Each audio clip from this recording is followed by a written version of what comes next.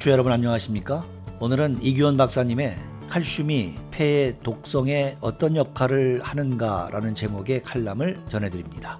얼마 전에 영국 총리 보리스 존슨은 코로나 바이러스로 인해 사랑하는 사람과 헤어질 수도 있다는 연설을 한 적이 있습니다. 중국 우한에서 발생된 코비드-19 바이러스로 인해 세계 각국 도처에서 가족 간의 전화로나 통보받는 기가 막힌 사별과 의료진, 환자 등 모든 사람들이 전염병으로 수일 또는 수시간 만에 사망에 이르는 일로 그 두려움과 공포감을 겪고 있습니다.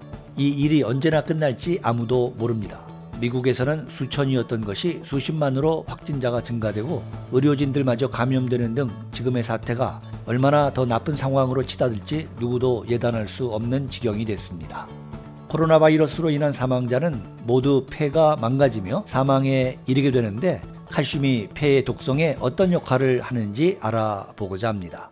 폐는 공기 중에서 산소를 혈액으로 받아들이고 혈액 속의 노폐물인 이산화탄소를 공기 중으로 배출하는 역할을 합니다.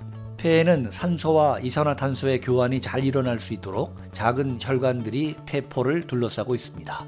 기관지에서 공기의 흐름이 좋지 않거나 폐포에서 가스 교환이 제대로 이루어지지 않으면 호흡 곤란을 느끼게 되고 심하면 생명을 유지할 수 없게 됩니다. 만약 외부로부터 폐세포에 독성 물질이나 바이러스가 침입하게 되면 우리 몸은 이들을 퇴치하려 면역 기능을 작동시킵니다. 이때에 꼭 필요한 원소가 칼슘입니다. 칼슘의 항상성은 폐의 건강과 매우 밀접한 관계가 있습니다. 2015년 독성 관련 연구 저널에 실린 논문에 따르면 칼슘 레벨이 낮은 상태에서 독성 물질이 폐에 침입되면 폐세포는 기능을 상실하고 호흡 곤란이 일어난다고 결론을 내고 있습니다. 다시 말하면 정상 폐세포에서 염증 억제 물질로 작용하는 아넥신 V는 독성 물질 유입으로 시간에 따라 3배에서 4배 이상 증가하여 세포 내 신호 전달 과정 중에 인지질 분해 효소와 특이한 결합으로 부정적인 단백질로 변환돼 폐세포 대사에 부정적 영향을 끼쳐 염증을 유발시키며 폐세포의 산소, 이산화탄소 교환을 억제해서 호흡을 곤란하게 만듭니다.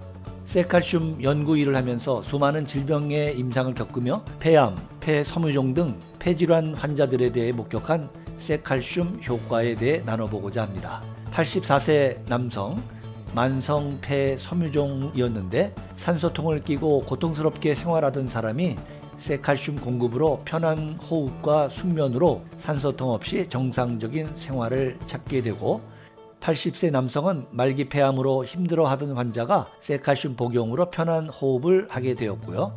60세 여성은 30년 이상 폐병으로 고생하다 2-3년 전부터 산소통에 의지하며 생활하던 중 2주 전부터는 누워있을 수도 없는 지경까지 이르렀지만 쇠칼슘 복용 일주일 만에 뭔가 끈적끈적한 것이 폐 깊숙이 꽉 차있던 느낌이 한순간 없어진 듯한 시원해진 느낌이 있고 세상에 새로 다시 사는 느낌이라는 환자들을 보며 칼슘이 우리 폐 건강에 얼마나 중요한지 새삼 깨닫게 됩니다. 코로나 바이러스로 인해 어둡고 긴 터널을 지나가는 이때 쇠칼슘이 그 희망의 빛이 되길 기대해 봅니다. 쇠칼슘 뉴스, 이번 시간은 이규원 박사님의 칼슘이 폐의 독성에 어떤 역할을 하는가의 칼럼으로 전해드렸습니다. 다음 시간 뵙겠습니다. 감사합니다.